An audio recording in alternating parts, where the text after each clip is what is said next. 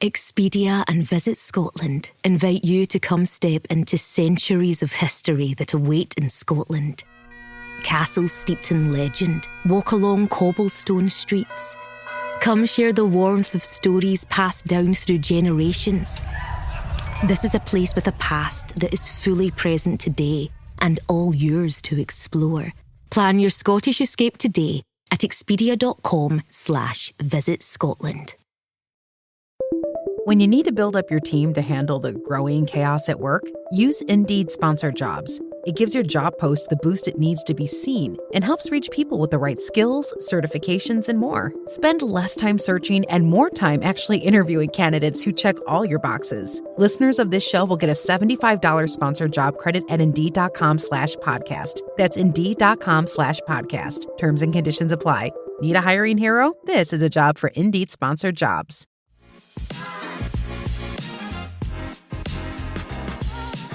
Hello and welcome back to Off the Record on Tudors Dynasty and Beyond. I'm Rebecca Larson.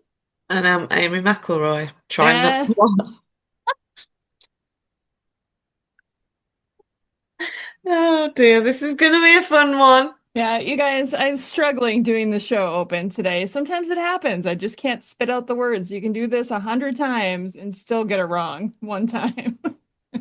Yeah, and I just sit here laughing. It's like I'm trying to keep a straight face. On that note, it's Sunday. Yay!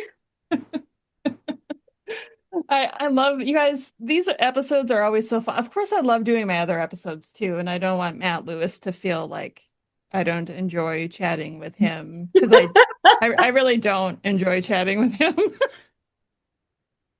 I just Aww, poor Matt. Poor Matt. Don't feel sorry for him. But the last time he told me I wasn't allowed to talk on my own podcast. You deserved that. I did. That was the best comeback of all time, to be fair. Yeah, that was good. That was good. Good luck beating that. I guess we'll see. By the time this airs, the new one with him will be out, and that is yet to be determined because I'm recording that one with him after this one. So it'll be a surprise for everybody. Yeah, no comment from me. I was just going to say, except Amy, who knows what I'm going to do. It may have been Amy's idea. That's all I'm going to say. No comment. You'll have to find out on the next Thursday episode what happened there. Oh my gosh. Anyway, we're back again. It's Sunday, and we're still struggling on episode ideas, so we're going back to what Amy knows. That little bit. Just a pinch of knowledge from Amy McElroy. That should be your own podcast name, A Pinch of Knowledge. Somebody told me recently, with all the comments that I get about laughing too much, that I should start a new podcast called The Last Laugh with Rebecca Larson. And I was like, ooh, I kind of like that one. Maybe that could just be all the blooper reels. Oh my gosh. There would be a lot, wouldn't there? Ooh. Especially from this show. There's a lot of bloopers. Yeah. A lot of bloopers. Anyway, back to the topic at hand. Last week we talked about John Skelton. Just see, I had to think about it for a second. I was like, oh shoot, who did we talk about? John Skelton. Yep. And I think I titled the episode Poet, Tutor, and Troublemaker. Yeah. Is that pretty accurate? I didn't run that one by you, but yeah. Yes. Okay. It did make me smile when I read it. Oh, good. You know what? Naming podcast episodes can be really difficult because it needs to be attention grabbing, but also needs to kind of tell the story a little bit. And so that's what I came up with for that one. So that was a fun one. It worked. Good. Wonderful. Well, what were people saying about that episode?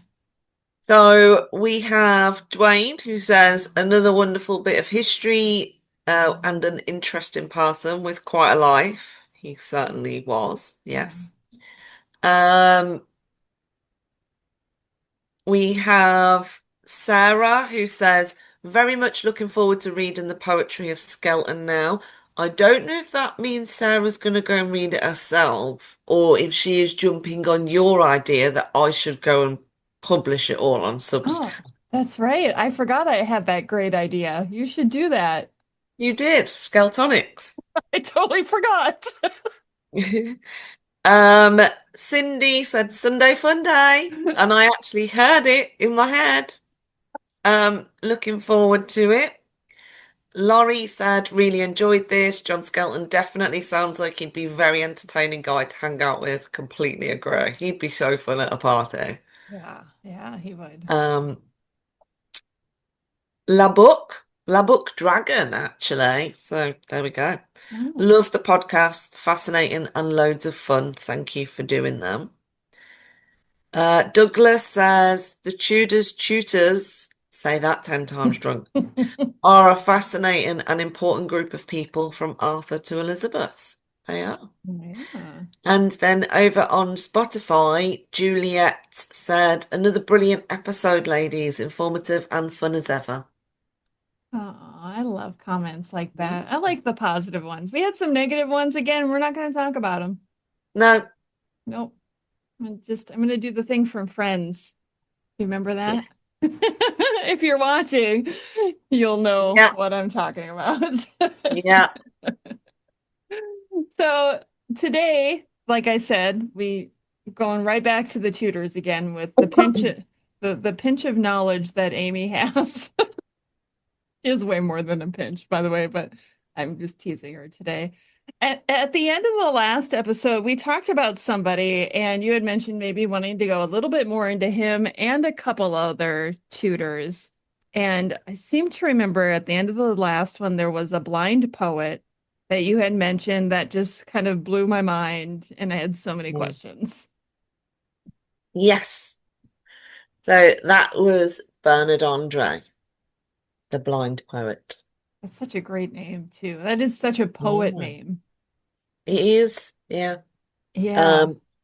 So I suppose you want to know who he was. Well, I mean, we can call it a day and end the episode now if you want. Yeah, that's the end. Bye, guys. Just wanted to tell you what his name was again. Go do your own research.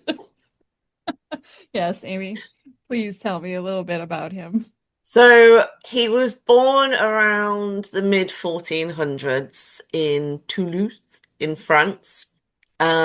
He joined the Augustinian friars during his youth.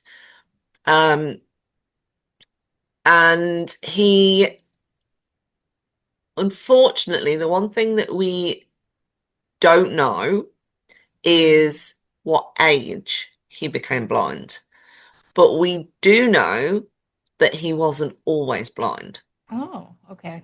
So it's I'll go into a bit more later, but it's always a question that I think of with him, like, could he still write from memory? Do you know what I mean? Because if you write for so long, obviously it's not going to be the neatest, but could you do it? Possibly. But anyway, so before 1485, he was obviously getting his education. He became quite accomplished as a scholar, but he started losing his sight and eventually lost it. Now, it wasn't until later on in his career that he became known as the blind poet. But the first record that we have of him in England is 1485. So, which I'm sure everybody listening to this knows what happened in 1485. So what we don't know is whether he arrived with Henry Tudor shortly before, shortly after. We don't really know. But what we do potentially think is that he either knew Henry Tudor or knew those around him from France. Okay. So he'd gotten to know them before Henry's invasion, I guess. So he ended up in England, possibly through Richard Fox, who would go on to become the Bishop of Winchester. But either way, he ended up in England in 1485 and linked to the royal court. So the following year, he was appointed poet laureate by Henry VII by then, because obviously he won at Boswell. And Henry actually issued him with a crown pension. Oh. Literally not long after he took the throne, which to me supports the suggestion that he did know Henry before. It wasn't just those around him. He must have known Henry or somebody close to him. Possibly. Maybe Jasper. I don't know. But to get a royal pension straight away is, there's got to be something there, hasn't there? So Yeah. So anyway, he's got his pension. He's poet laureate, which means he's the court poet, basically. He's the royal court poet, and essentially a special degree in rhetoric. That's technically what it means. Then 10 years later, he's appointed as the official tutor of Arthur. And he was tasked with teaching him basically literature, but it was quite a humanist curriculum, which I always find interesting because we always think of Henry as the Renaissance prince and blah, blah, blah. Yeah.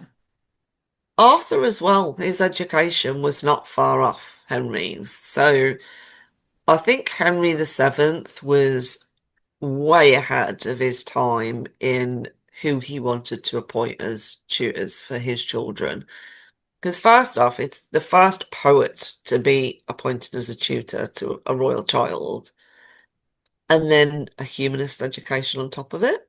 Yeah, this is the part of Henry VII. When you mentioned this last episode too, I remember thinking, wow, that's really cool. I'd never heard of Henry VII being like that. And so this gives him a whole different vibe, doesn't it? Yeah. I think it's quite interesting, like what made Henry go that way with his children's education? Was it the influence that he had while he was in exile? Who knows? But yeah, I think it's quite interesting. So he was appointed as tutor to Arthur, but he also kept his hand in royal duties. So he would record a bit like Skelton that we talked about last week, but obviously completely different method and contents. He would document like major events. So 1497, when there was the Cornish Revolt, he recorded that for royal purposes. And then the next year, he went to Oxford. Only for a bit. He had spent, since his time in England, he had been spending periods of time between the court and Oxford University teaching. Obviously, he's got to make money somehow. Although he had a pension, he was technically, before Arthur, not really used apart from, writing bits of poetry and stuff. So that's what he'd do. He'd go between the two, do a bit of teaching, come back. And that year, they actually awarded him a master's degree in acknowledgement of his, I suppose, dedication to Oxford. So quite impressive, especially when he doesn't live there. So, yeah. Then a couple of years later, he decided to actually start recording and write a book that is basically the life of Henry VII. So it's obviously in Latin. You can still buy it today, and you can buy an English translation if you want, if you wish. I think the one I have has the Latin and the English. And it's titled Historia Henrici Septimi, so History of Henry VII. And that's what he started. And that was his version of recording like the official Tudor reign. And what I find interesting about this book, if you ever get to read it, is it'll just stop like mid-sentence and then it'll start again on something different. And it's clear that he never finished it. Huh. But it's quite amusing because it's like he'd obviously been waiting for a piece of information from someone, and either they never got to it or, it wasn't the information he wanted. So there's just these gaps everywhere. But to me, it makes it feel more real that, his work was never finished. He tried, but he never managed to get all the information that he wanted to be Oh. able to write this life of Henry, no matter how much he tried. Bless What him. was this published in his lifetime? It sounds like it wasn't.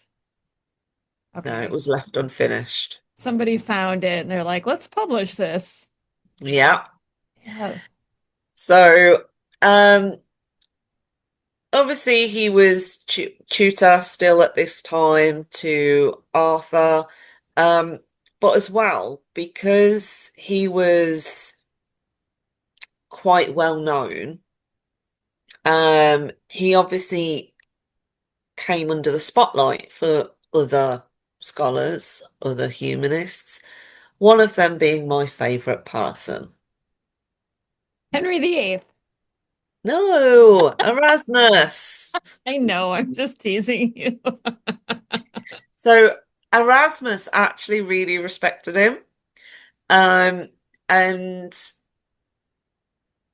André wrote a commentary on St. Augustine's City of God. Um, and Erasmus actually wrote a piece for that. So he wrote the introductory verse in Latin.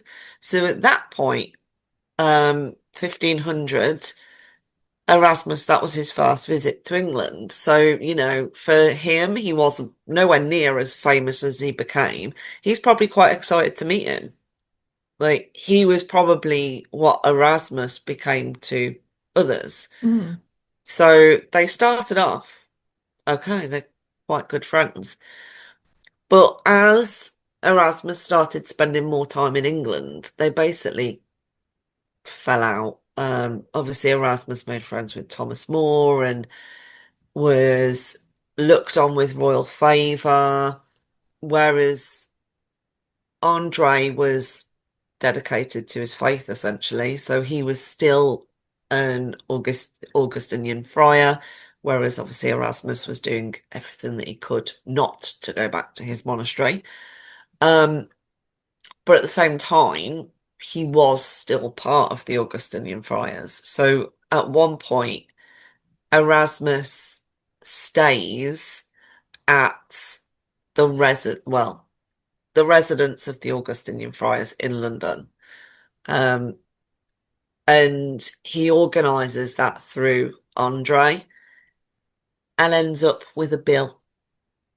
Oh. And we all know what Erasmus was like. Like he's looking at who's going to pay this bill for me. Andre's obviously getting mad because this bill is not being paid and it's for the friars. It's not for him personally. It goes it towards the monastery. Eventually, Mountjoy ends up paying the bill, so it resolves it. But after that point, Erasmus holds a grudge. He sees it as like a conflict. Like, nope. And they don't really talk after that. He'll sometimes refer to him, but it's always the blind poet. And they don't really interact much after that point, which, to be fair, is probably typical of Erasmus, to be fair. But anyway, back to what he was doing. So he is obviously part of the retinue that goes off to Ludlow. He does go there with Arthur. He travels back with him whenever he comes back. He he's basically in Arthur's shadow in his company, teaching him. But obviously, Arthur's education is a bit different because it's not all academic. He needs to learn how to govern as well. So sometimes he'd be with his council in the Welsh Marches, learning different things, how the council works, what his duties are going to be. That wasn't really Andre's role. His was literally the academic side of it. So that's what he did. And he, to be fair, he did it very, very well. Like he writes about Arthur's education, and when you read what he says, it makes you realise how impressive Arthur's education actually was, which makes me wonder why do we big Henry up so like I can't fault him. His education is brilliant, but he seems to get more recognition for his education than Arthur. And I don't know, like Arthur's was very, very smart. And the things that he was doing, no different to Henry. The books that he read, the things that he learned, same stuff. Maybe it's just So because Arthur didn't live, so he yeah, didn't have that opportunity for people to talk about it like that. I think it is, but Andre definitely boasts about him. Like, look what he can do, look what he's learned, which to be fair, can you blame him? We'd all do it, wouldn't we, if we educated a prince, I suppose. So, I yeah. have made him so smart. He is the smartest prince in all the realm. Um, so when Arthur died, obviously Andre is kind of little bit stuck. He does remain part of the court. He's still got his pension. And he's still trying to write his history of Henry VII. But then obviously Henry VII dies. And he does contribute like poetry and things when Henry VIII takes the throne. And, he doesn't just disappear, which I think is nice because of he's old by this point. He's, almost 60. And I don't mean old today, I mean old for the Tudor period. That is old. Yeah. Um, but he knows it. So, he's not one of these people that is writing just for the sake of it. He sticks to what he wants to do. And for him, that was the bits of poetry that he was working on, his history of Henry VII. And he continued doing that right up until he died. He died in 1522 in London. And the main thing that he left behind is that history of Henry VII. But it's not the only thing that he wrote. So he wrote various verses when there was celebrations at the court. He wrote another piece. I'm going to butcher this now, but I think it's Le Douze Triomphe de Henry VII, I think. Don't quote me on that. But it's about that one's written in French. And that's about like the successes of Henry VII. And he kind of, you know, points out his military successes, his political successes, and he references it to which you usually find a lot of humanist and Tudor writers in general actually tend to do this. They'll like compare them to people or mythical people. So there's reference to like Hercules and things like that. So he left behind that. And then obviously his history that of Henry VII, that's his most important work because it does give details about what life was like at the time. It's one of those books that I would say you should read if you can, but just don't forget that it is incomplete. So Yeah. So that's one of those books that if you study Henry VII is top of the list. absolutely, definitely. Yeah. I'm so intrigued by the idea that, he seems to have been close with Henry VII, that Henry VII used him to tutor Arthur, Mhm. that he just had all of these connections. And it makes me wonder too, like how blind he was. And I say that because my dad and my grandma both were declared legally blind, but they could still see, Yeah. but not enough to, to say that you're not. And like they had that macular degenerative eye disease.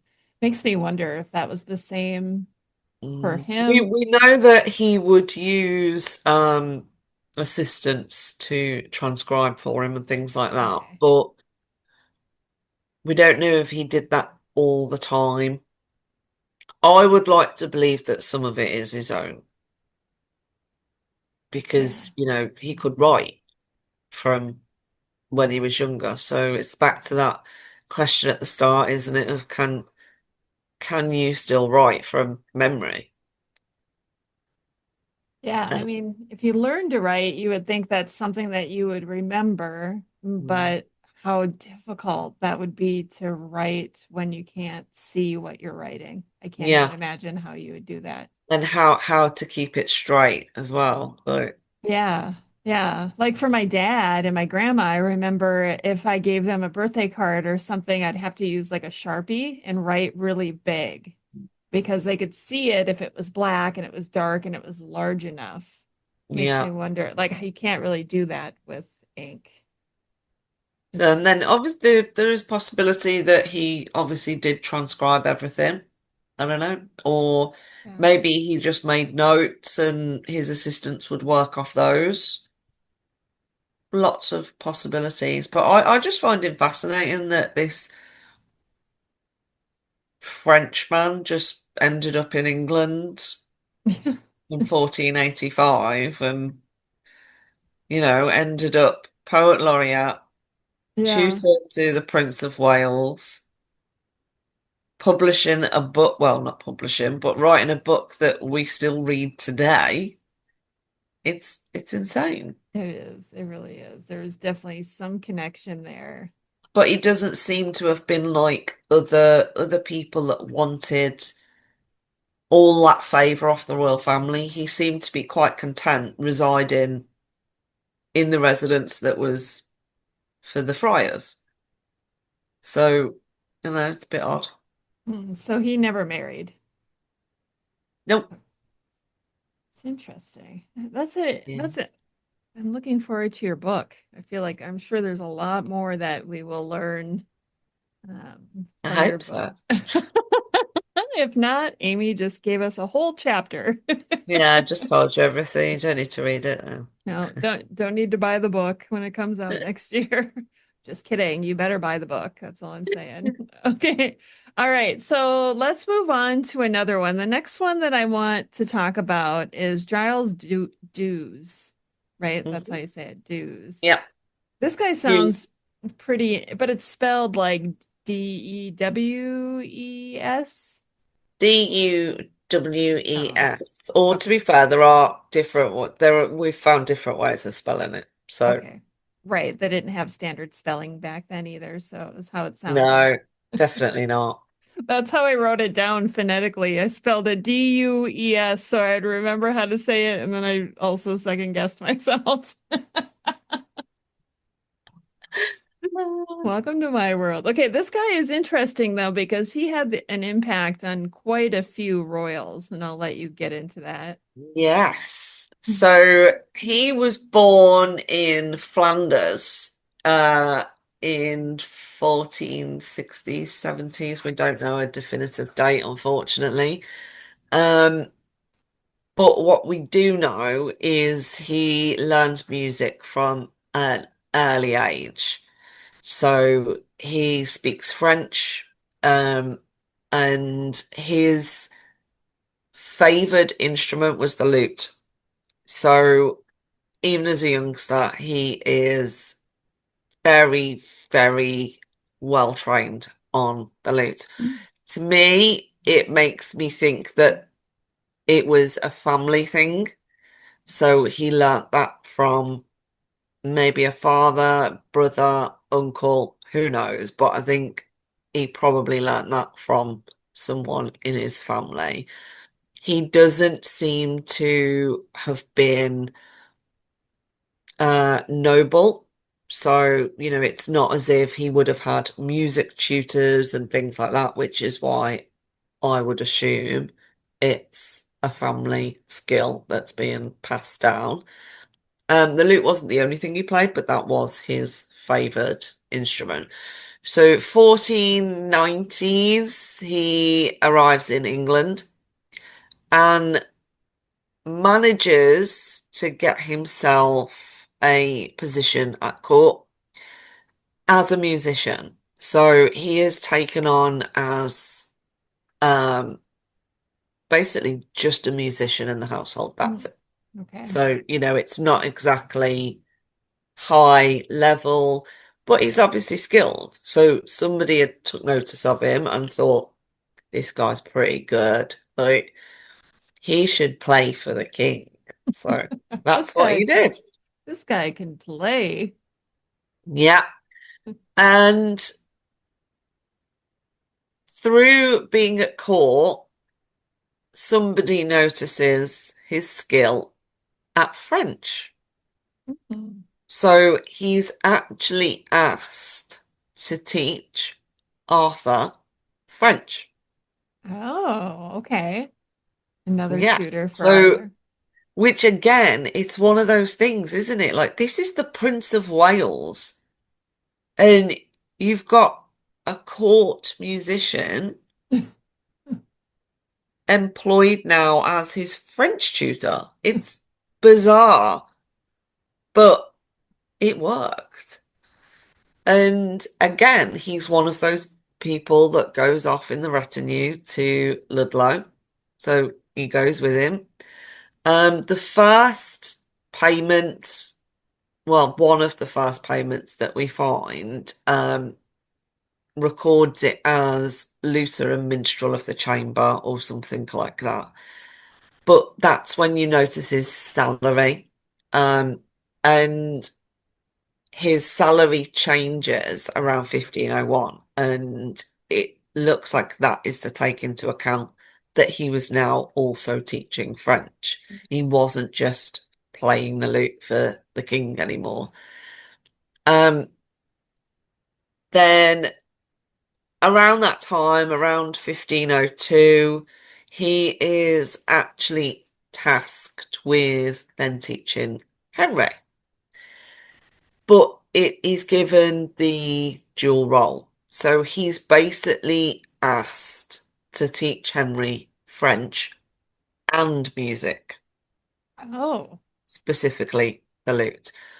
But where does Prince Henry live at that time? is that Eltham? Mm.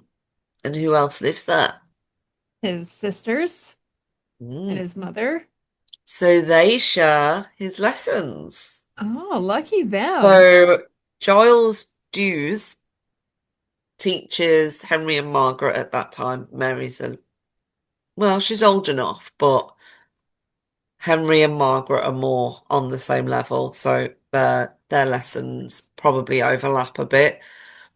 But essentially, he teaches all four of them, which I just find mind-blowing that this musician that's come from Flanders has taught all four royal children. Yeah, And not just music either, but French. I have to ask you, as someone who clearly has researched tutors, how unusual is it for one tutor to teach so many royal children at once? Very. I think we have some that, taught maybe Elizabeth and Edward. So we know Roger Ascham, he was tutor to Elizabeth, but he taught Edward handwriting. Mm. But it's rare to see four different royal children have the same tutor. So he obviously did a brilliant job. There's no way he didn't impress anyone. He must have done, because otherwise, after Arthur, you'd be like, no, we're going to get a proper tutor, wouldn't you? Yeah. Or even if it was his music that was really good, but his French wasn't, you'd say, okay, stick to the music. We'll find somebody else for the French. But the fact that he actually ended up teaching all four of them, I think is fairly impressive, especially with Mary, because we know that she excelled in French. So she had her French companion, Jane Poppincourt, to help her with the French language. She had another French tutor years later, John Palsgrave, who she took to France with her. She was very good at French, and part of that will be down to Giles Duwes. So Impressive. yeah. So when Henry VIII takes the throne, I will give Henry VIII his due when it is due for Giles Duwes. Produce. Wow. Yay. So he actually recognises him and he appoints him as keeper of the King's Library at Richmond Palace. So he grants him a salary of £10 a year, which is quite impressive. That is pretty much what a private tutor would earn at the Okay. time. So yeah, quite a good salary. And I think that's nice that he recognises that. So he takes on that role. The following year, his son, called Arthur, named after obviously Arthur Tudor, joins the royal court as a lute player.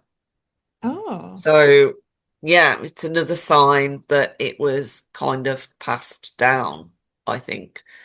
Um, so he's playing in the court now, and Jude stays there pretty much for the rest of his life. He's in and out of court doing different things. He's obviously got the library to look after.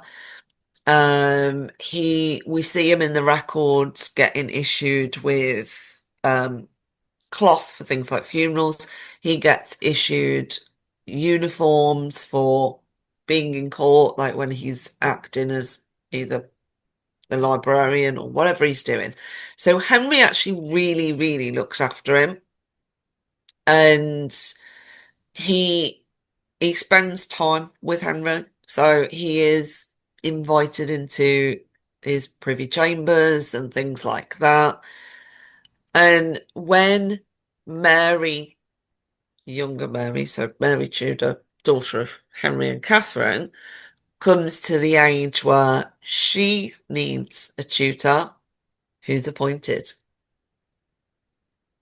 Oh, you want me to answer? I think we all know the answer is dues. Yes!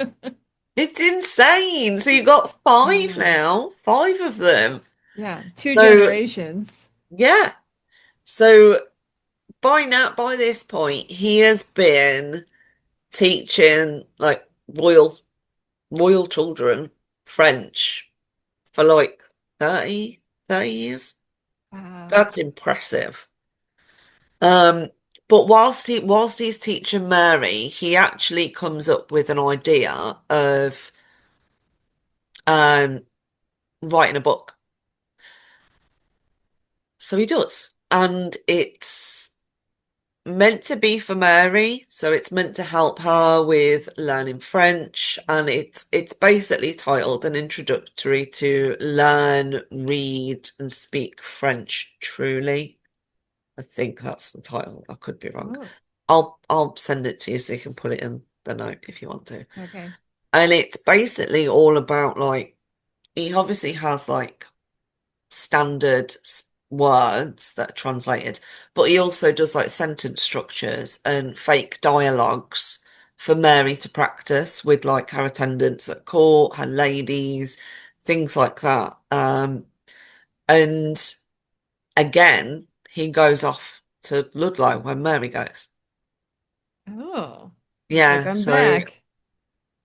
yeah, he's back again. So he goes with her to do that. And his wife is actually placed as a lady in waiting to Mary. Nice. That makes sense. Yeah, so I think Mary had quite a close relationship with them. Well, she would have done with his wife as a lady in waiting. I can't remember what her name was. I think it's something like Joan, but it's spelt very differently to the way we would spell it. Okay. I'm sure it's Jhone, Oh. but again, I could be wrong. Right. But yeah, she uses his book to help her in her French, and it ends up being published, and it becomes like the book if you want to learn French. So, you know, at that time, books are becoming more popular with the printing presses are churning out more, they're becoming cheaper for people to get hold of. You may think you know McDonald's drinks, but you don't know them like this. From fruity refreshers like the strawberry watermelon refresher and the mango pineapple refresher with popping boba, to crafted sodas like the Sprite Berry Blast with berry flavored Sprite topped with cold foam. Who knew ice cold drinks could be so fire? 6 all new drinks are here. Try them all now at McDonald's. Refreshers contain caffeine.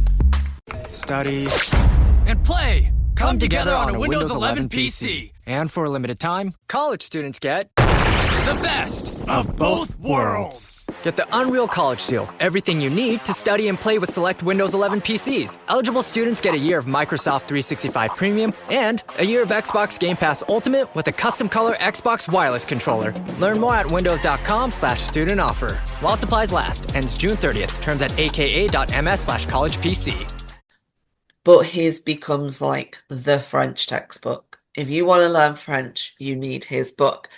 And I just find that amazing that you've got a young guy that's took a chance, come over to England as a lute player Mm-hmm. and ended up keeper of the King's Library.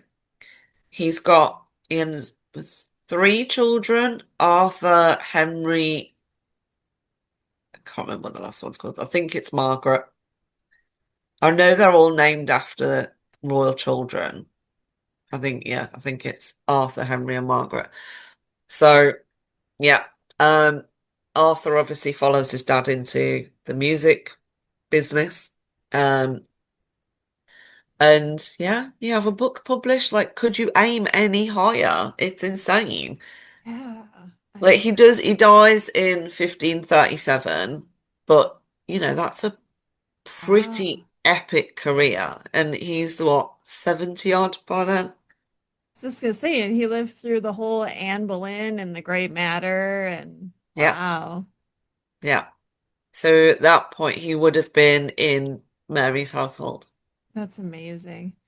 It just goes to show that there are so many, I don't know, so many occupations at court that get overlooked. And I feel like tutors is one of those occupations that people so easily can just skim on by and not give it a second thought. And these were pretty integral parts of court life. I mean, they are shaping the future of the royal household. Absolutely. Yeah. That's amazing. Okay. All right. So far you've blown my mind with 2. So, and now we have a third one that you want to talk about today. I don't even know what to expect when it comes to this one. I just wrote his name. Was it Featherstone? Yes. Okay. Who's this guy? So his name is, well, Fetherston. Again, spell it either way. Say it either way. It depends on if you are British or American, how you're going to pronounce that, really, I think. Yeah. Yeah. So he was English. So, I had to throw in a British one, didn't I? So, Yeah. he was educated at Cambridge, very well educated. He went all the way through to a doctorate of divinity. a doctorate in divinity at that time could take you up to 17 years. Oh my gosh, that's a long time. Yeah, insane amount of time. And obviously a lot of not just study, but they had to deliver lectures for a certain amount of time. They had to do disputations, all of that kind of stuff. So it wasn't all just pure study. It was showing that you'd taken all that in as well. Yeah. And then teaching others what you'd learned yourself. Yeah. So That's he was crazy. very well educated. And he was ordained as a Roman Catholic priest, and he was very interested in theology. So, not hard to understand, seeing as he had a doctorate in divinity. But he was very interested in that and the theological arguments around, obviously, religion, those kind of things. In 1523, he was appointed Archdeacon of Brecon, which is in South Wales. And 2 years later, he was appointed as a tutor to Mary.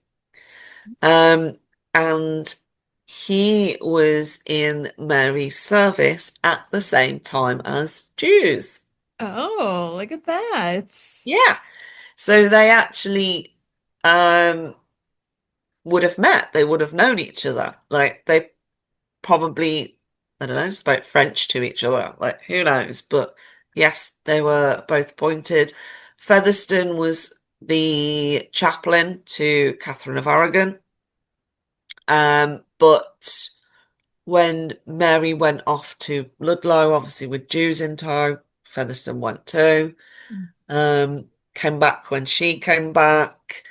Now, the most interesting part of Featherston's life is that when the Convocation of Canterbury was called by Henry VIII in November 29, he was one of the theologians that was called.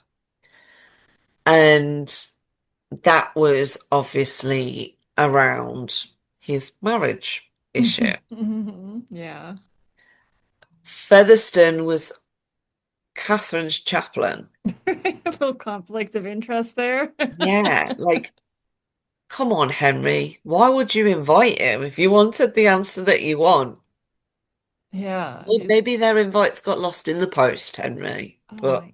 no, he was there and he sat through the convocation and he refused to sign the declaration to declare the marriage illegal. He didn't want to do it.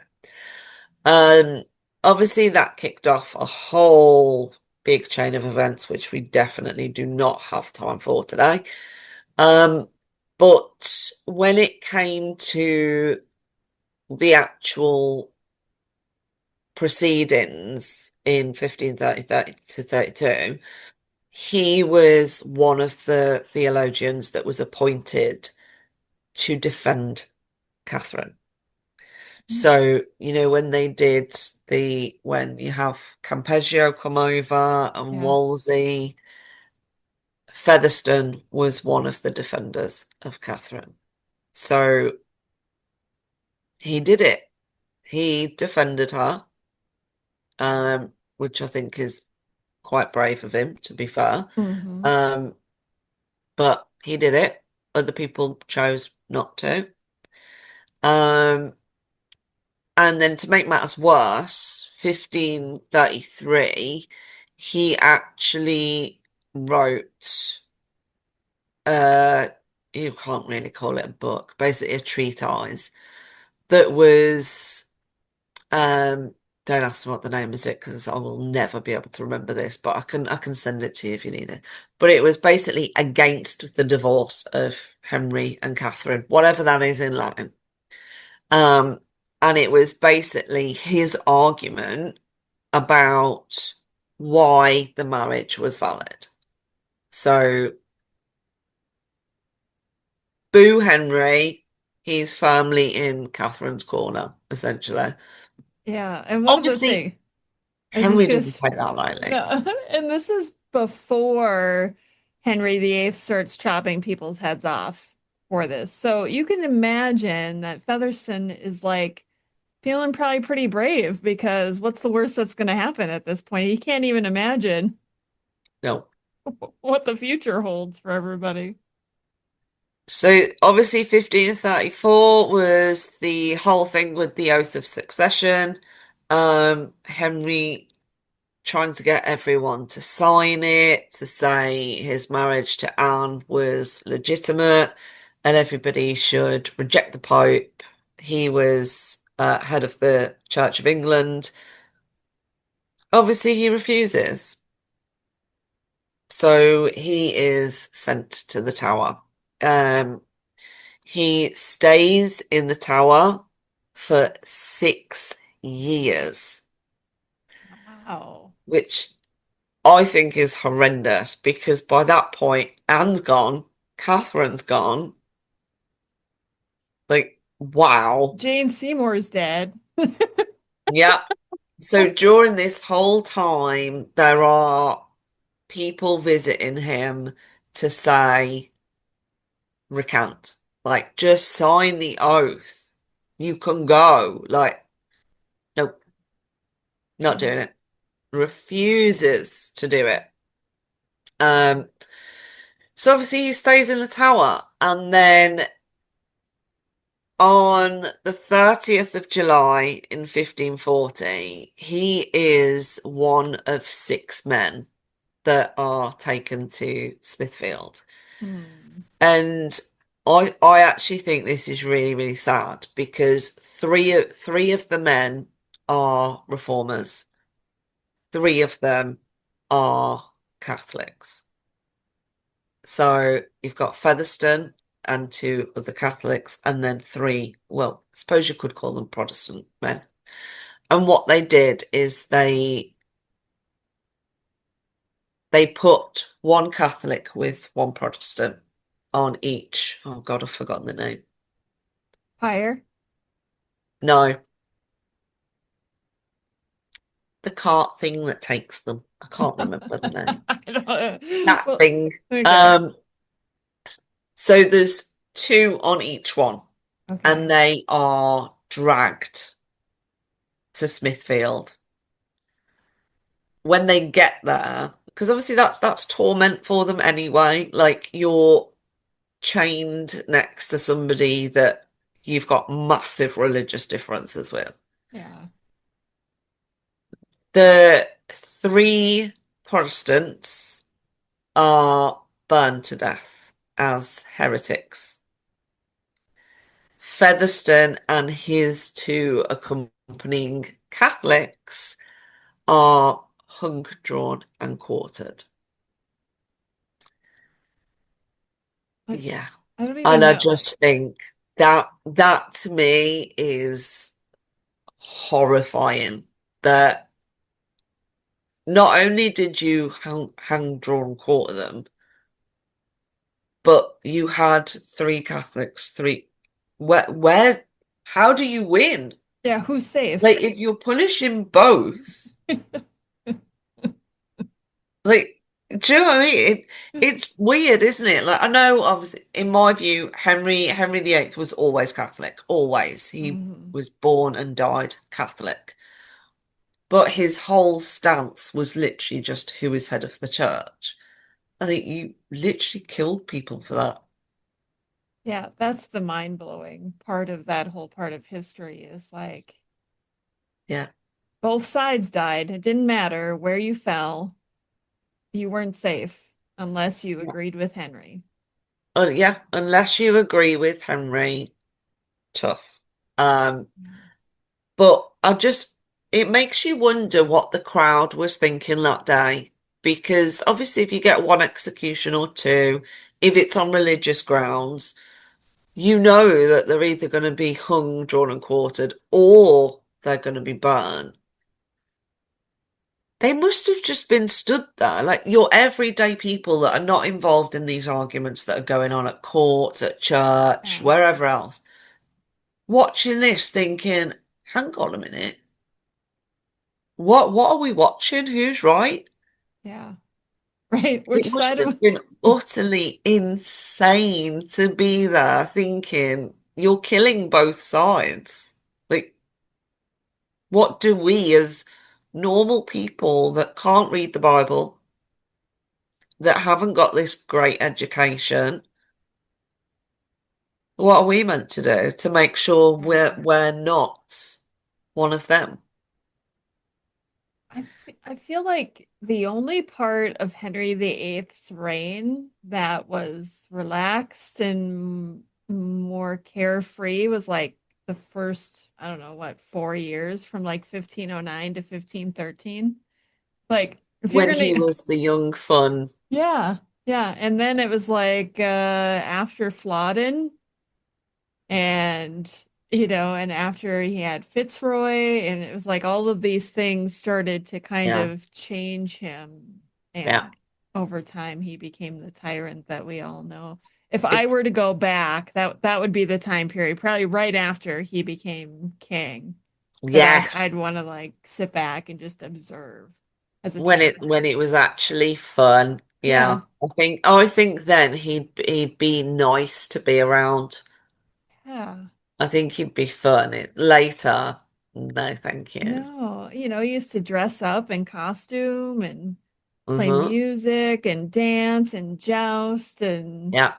be merry. And then time changed. Could you imagine if you were alive at the beginning of his reign and at the end of his reign, you remember the whole thing? How you'd just be like, this kingdom has changed so much during this reign. Like, Yeah.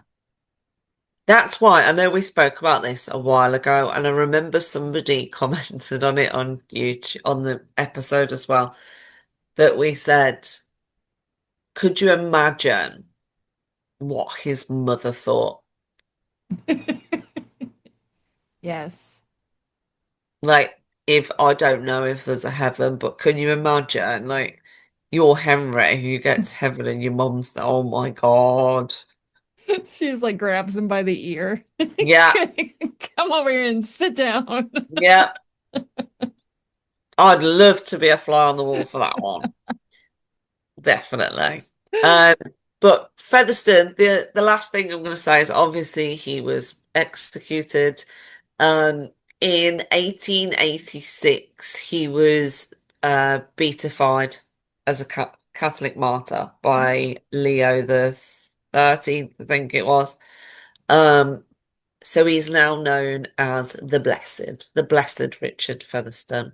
So Well, at least he got that out of it, I guess. But what a doesn't do terrible, him any favors, but yeah. no, what a terrible ending to his life. Like, and to be locked up in the tower that long, only to be executed at the end Mm, anyway. I do find it quite amazing that he survived as long as he did in the tower and Thomas More didn't. Is it just yeah. because of the prestige that Thomas More had that he was I executed? I think it is. I think it's a case of Thomas More was, he wasn't just known in England. It's true. It's a risk, isn't it? If he gets out, not that he would. I know we've had this conversation No. before about what if he managed to go into exile and stuff like that. And yeah, I don't think he ever would, even if you left the door open. I don't think he would. But he was a huge influence. Whereas I think for Featherstone, it was just him. Other than Catherine, and obviously maybe people in England, well, obviously people in England who knew him, he wasn't really a big influence. But at the same time, he was obviously influential enough for people to go and visit him and try and get him to sign the oath. Yeah. Yeah. So I think it's like the middle ground of he wasn't important enough to be executed quickly, but he also wasn't low enough to be thrown in there and forgotten. Right. Or sent to the fleet instead. Yeah, At least he got to go to the tower. Imagine the fleet yeah, would have just been a death sentence from the start, probably. yeah. I wonder if he ever did graffiti at the tower.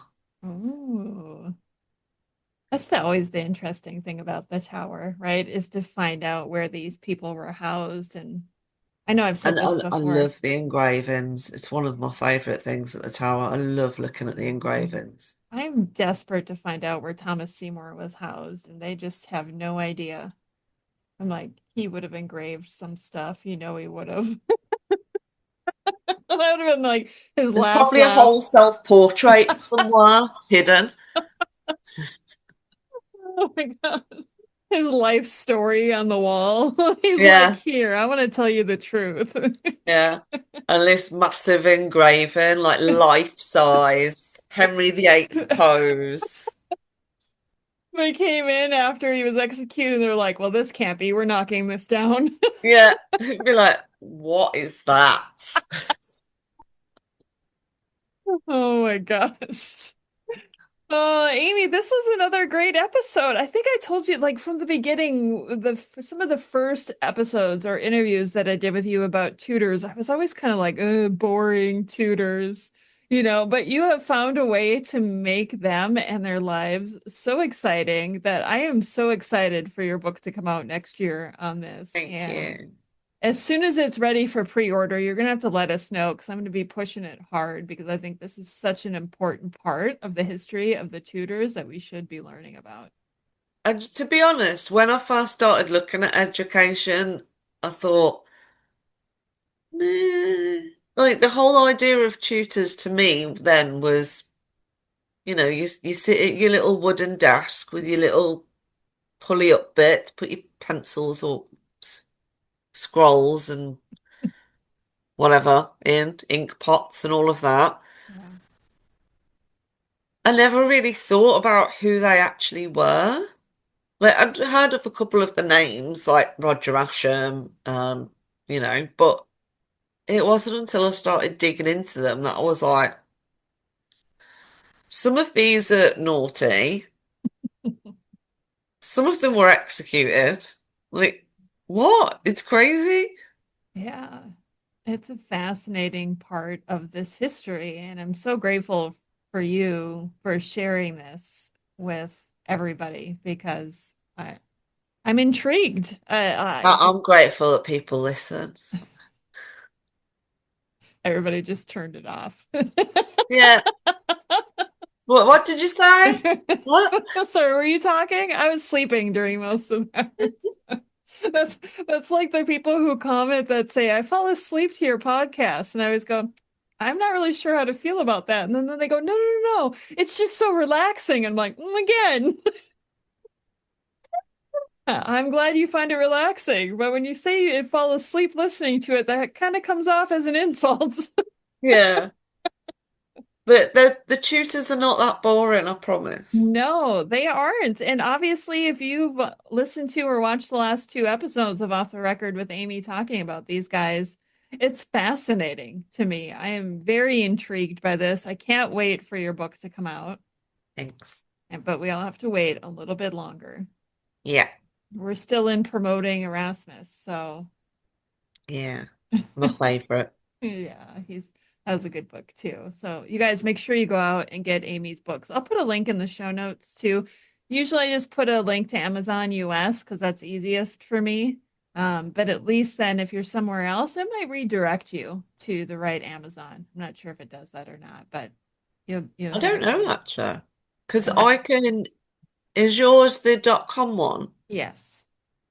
Because I can use that and it just gives me what the cost of shipping would be to UK. It doesn't Oh, redirect me. okay.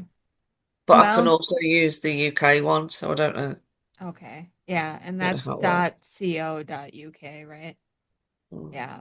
So anyway, if I put the US link in there, you can at least see the names of the books and go to whatever website you want to order them from. That's kind of why I do it. There's so many options out there that I just go To be fair, if you're in the US, the biggest bargain that Amazon have got is Mary. It's like $2. Wow. I'm assuming that's the ebook. No.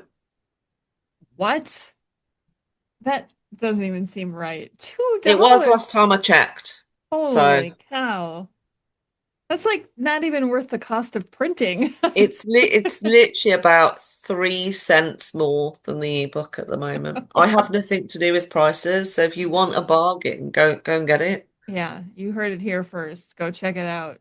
There's some, and I noticed too on your social media when you find those deals, you tend to post them. So if you're not yet following Amy McElroy, if you don't remember her last name, I tag her in all my.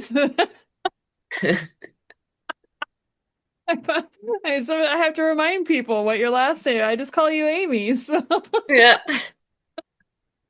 follow her on social media too. And if you follow Tudors Dynasty, all you have to do is find one of the Sunday posts where I tag her, and you can find it from there if you can't find her otherwise. But otherwise, it should be good. Well, Amy, thank you so much for joining me again today. This has been awesome having you as a co-host / guest again. Pleasure. And I'll see you again next Sunday. Yes, Sunday Fun Day. Thank you for listening to Off the Record on Tudors Dynasty and Beyond. If you enjoyed this episode, make sure you're following the podcast. And if you'd like to support the work that goes into researching and creating these episodes, you can find extra content and ways to join the community through Patreon and Substack. And don't forget, you can now comment directly on episodes over on Spotify. I love reading every single one. Until next time, stay curious, and I'll see you back here for more royal drama and real history. Ryan Reynolds here from Mint Mobile with a message for everyone paying big wireless way too much. Please, for the love of everything good in this world, stop. With Mint, you can get premium wireless for just $15 a month. Of course, if you enjoy overpaying, no judgments, but that's weird. Okay, one judgment. Anyway, give it a try at mintmobile.com/switch. Upfront payment of $45 for 3-month plan, equivalent to $15 per month required. Intro rate first 3 months only, then full price plan options available. Taxes and fees extra. See full terms at mintmobile.com. Meet the new iSIMS, the single talent acquisition platform that's fully future-ready. It works wherever and however you hire, with insights no one else offers. One solution that fits seamlessly into your existing tech stack, which is why IT and HR leaders trust it. With the best of enterprise-grade software and AI, iSIMS helps you identify and secure the right talent faster. iSIMS, powering exceptional hiring. Learn more at isims.com.